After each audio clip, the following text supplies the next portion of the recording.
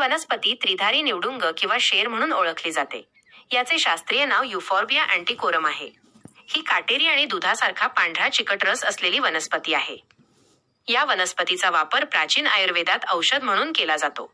यातील रस खूप तीव्र असतो, म्हणून तो नेहमी तज्ज्ञांच्या सल्ल्यानेच वापरला जातो.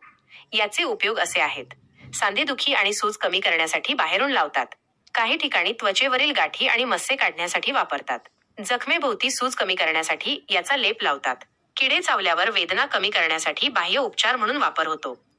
ही वनस्पती जंतुनाशक गुणधर्म असलेली मानली जाते.